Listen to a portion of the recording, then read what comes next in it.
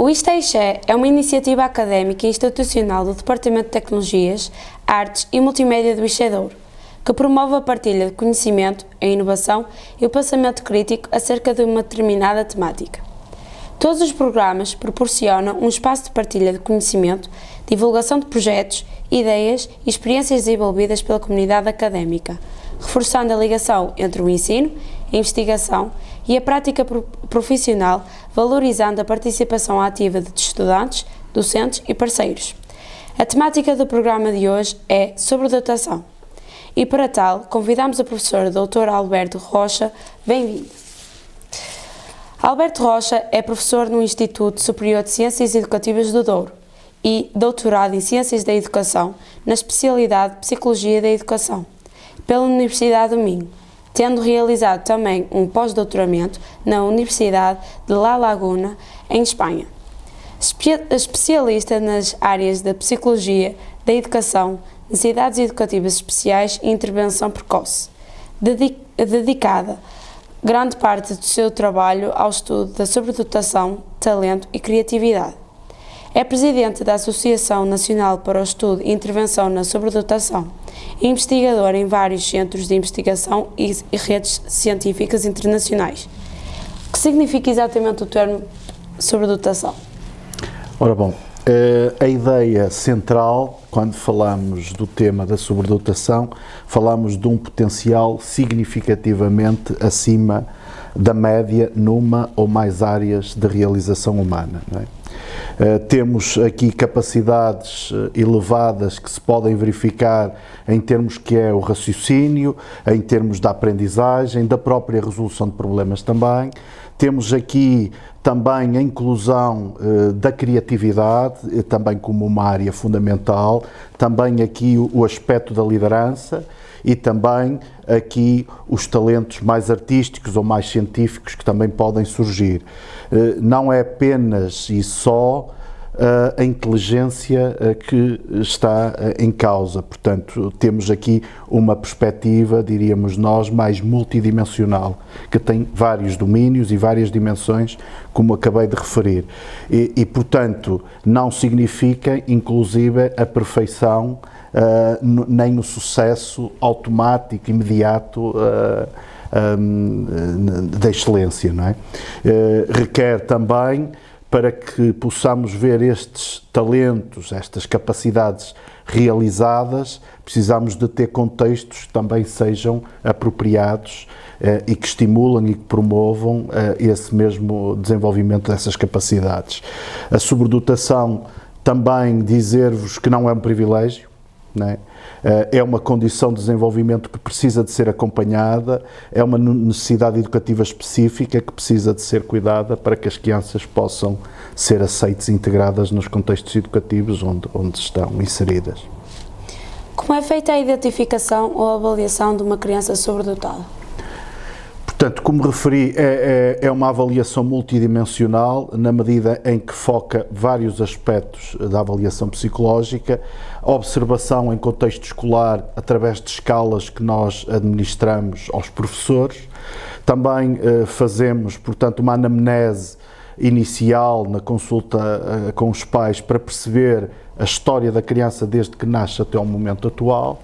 Depois temos a avaliação psicológica, que é medida com provas, com diversas provas que avaliam a capacidade cognitiva. Temos instrumentos para avaliar a criatividade, temos instrumentos para avaliar a motivação e depois também alguns instrumentos que avaliam alguns aspectos mais globais do desenvolvimento da criança.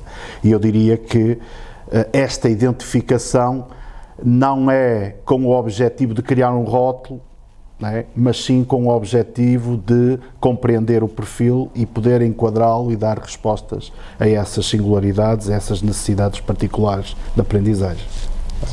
A sobredotação está apenas ligada a um QI elevado ou envolve outras competências?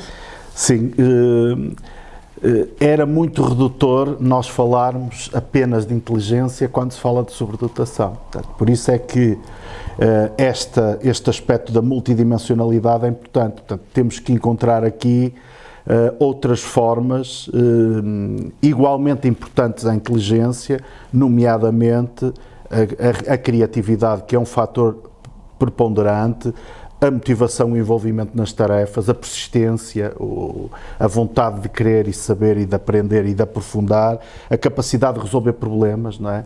Mas resolver problemas de uma forma divergente, de uma forma que provavelmente outra pessoa não pensou para resolver esses mesmos problemas, e depois os talentos mais específicos relacionados com as artes, com a ciência, com a própria música, a liderança, são outros aspectos também a ter em conta quando se fala desta avaliação. E também as próprias funções executivas, a memória de trabalho, entre outras, também são importantes aqui analisar quando se faz esta avaliação da sobredotação. Dizer-vos que, portanto, é um processo complexo, multidimensional e complexo de avaliar, portanto, e com muitos instrumentos, e por vezes temos alguma dificuldade em chegar a um diagnóstico efetivo. Quais os principais desafios que os alunos sobredotados enfrentam na escola? Bom, os desafios são diversos, não é? As escolas, os currículos estão preparados para a média dos alunos, não é?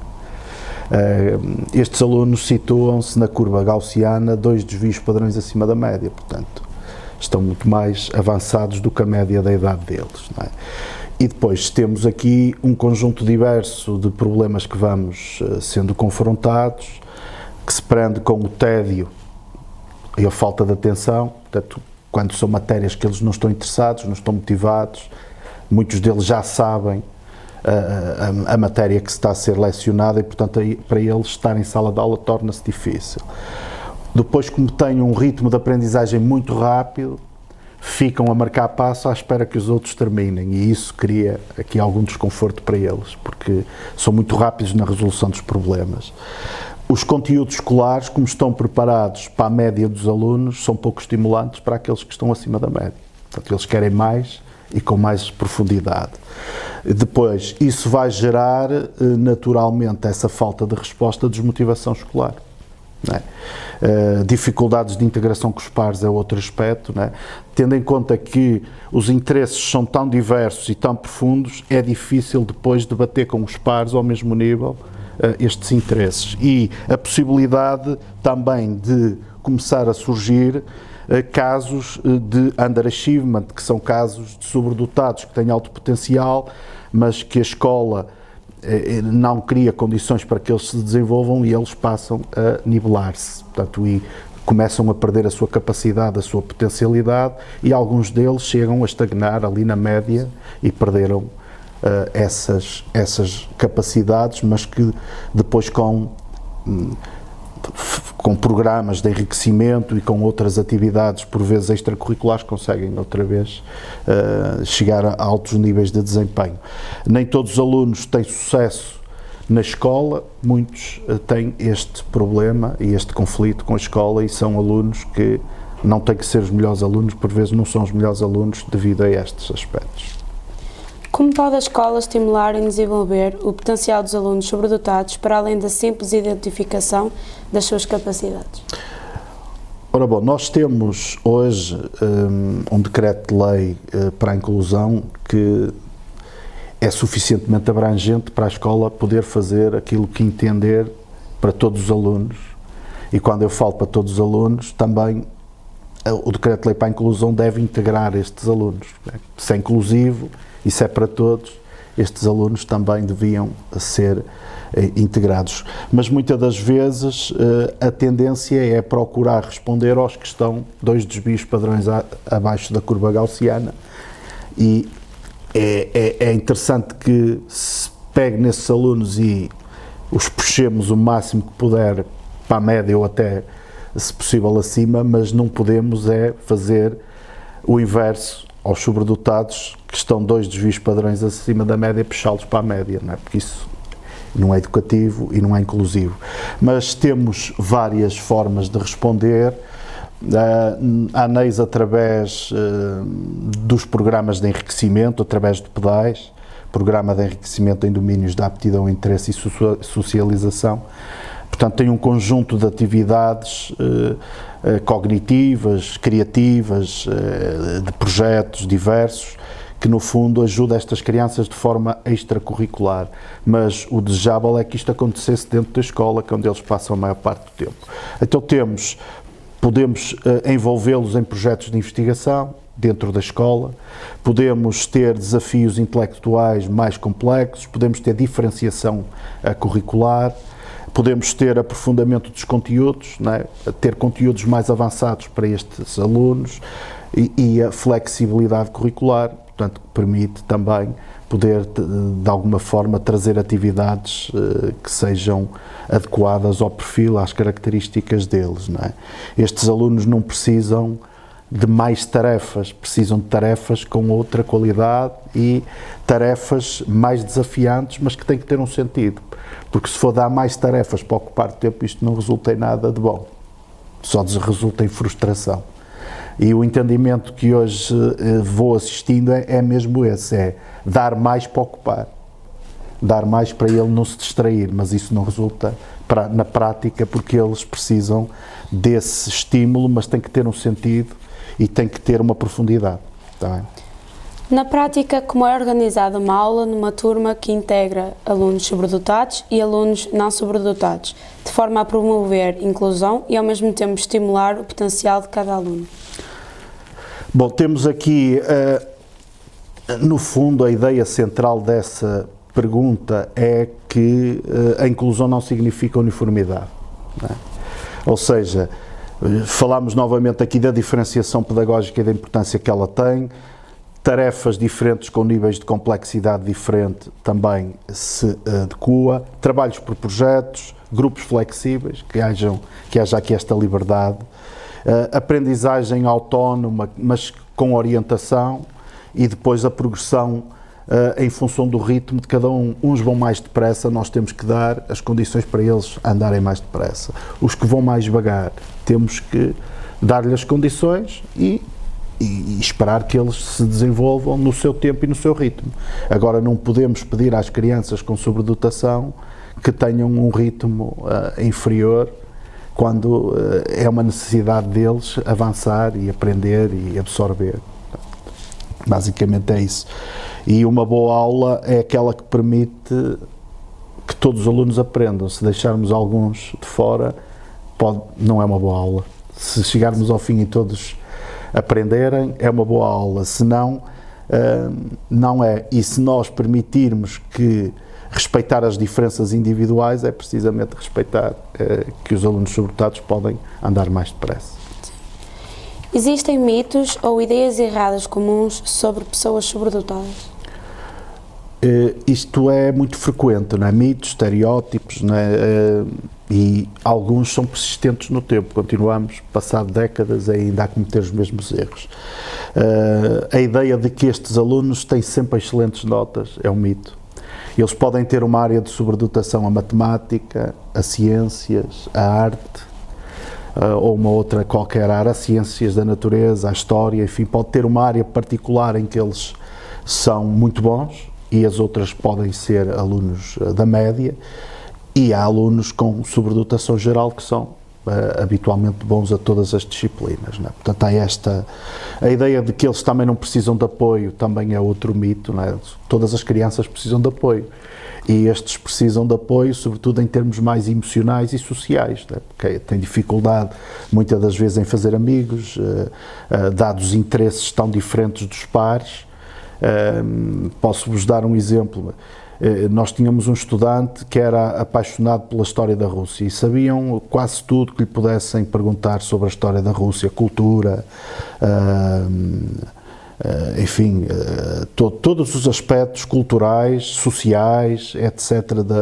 da Rússia, e ele nunca conseguiu encontrar um grupo de pares na escola que quisesse aprofundar e aprender. Ele gostava de ensinar sobre a história da Rússia, mas ninguém queria aprender sobre a história da Rússia. Assim como temos estudantes que têm uma sobredotação no cálculo matemático, por exemplo, e que conseguem fazer realizações nos testes completamente diferentes daquelas que são dadas em aula, portanto têm um raciocínio muito mais desenvolvido, estudam bastante sobre alguns aspectos da matemática e depois são incompreendidos porque não seguiram os métodos tradicionais de professor e conseguiram encontrar novas fórmulas de resolver problemas que não aquelas que o professor ensinou. Isto cria aqui algum conflito e algum confronto com os próprios professores, não é? E portanto não são bons em tudo, podem ser em áreas específicas e a sobredotação nem sempre é evidente. Às vezes, por exemplo, nas meninas temos alguma dificuldade às vezes em chegar aos diagnósticos, são mais bem comportadas, conseguem gerir melhor as situações, os meninos vão mais ao confronto com o professor. E portanto, no fundo, é isto, a realidade é que estes talentos podem, por um lado, passar despercebidos, alguns alunos sobredotados podem ter baixos rendimentos, como já referi, e também precisam de apoio educativo como as outras crianças. A sobredotação pode trazer também dificuldades emocionais ou sociais? Sim, pode acontecer em alguns casos e acontece em alguns casos que temos nos programas, né? Sensibilidade emocional muito alta, por exemplo, como eles são muito perfeccionistas, muitas das vezes demoram mais tempo na execução das tarefas porque querem fazer bem, com profundidade, e podem demorar um pouco mais de tempo na resolução de algumas tarefas. Têm um forte sentido de justiça, não é? E, portanto, esperam que os outros tenham o mesmo sentido de justiça do que eles, e muitas das vezes essas situações não ocorrem. Têm uma intensidade muito grande em termos emocionais também, e têm um desfazamento entre a maturidade intelectual e as próprias emoções, não é? E a emocional. Portanto, a sobredotação significa um problema emocional, mas não exige atenção ao bem-estar da criança, não é? No fundo, não significa este problema emocional. Conselhos daria a pais ou educadores que suspeitam que uma criança pode ser sobredotada? Há muitos aspectos que temos que estar atentos. Um dos aspectos prende-se com a curiosidade muito intensa sobre muitas coisas, sobre muitos temas. Outro aspecto são fazer perguntas complexas, com um vocabulário muito rico e com muita complexidade e profundidade. São muito rápidos a aprender, a assimilar conteúdos, não é? Depois, interesses muito aprofundados sobre muitas áreas, comboios. Por exemplo, tínhamos um jovem que era apaixonado pela história dos sinos do mundo, sabia a história dos sinos das capelas, das catedrais, os anos de construção, quem é que os criou, enfim, porquê, rituais, tudo isso sabia sobre esses aspectos. E os conselhos principais são procurar uma avaliação especializada de pessoas que são especialistas no domínio das altas capacidades, porque assistimos muitas das vezes à avaliação é feita com quase a exclusividade as escalas de avaliação cognitiva, e a avaliação da sobredotação é muito mais do que a inteligência, como eu já referi, e portanto uma avaliação centrada apenas na cognição deixa de fora aspectos fundamentais da avaliação da sobredotação. Depois, evitar a pressão excessiva sobre estes alunos, não é? Criar um ambiente de estímulo em casa também, e valorizar a curiosidade e o pensamento, e no fundo, dentro das possibilidades de cada um, irmos dando estas ferramentas que eles precisam, que é o alimento deles, é o conhecimento, e portanto darmos na medida do possível, porque há famílias de nível socioeconómico baixo e que podem dar aquilo que podem, e portanto nós complementamos isso depois através dos programas, não é? Mas se nós pudermos dar estas ferramentas, ajuda bastante a eles não ficarem tão frustrados. Professor Dr. Alberto Rocha, agradecemos o seu tempo e disponibilidade para nos ajudar a compreender o que é a educação emocional. O Isto é Ixé volta num próximo episódio com um novo tema e um novo convidado. Até breve.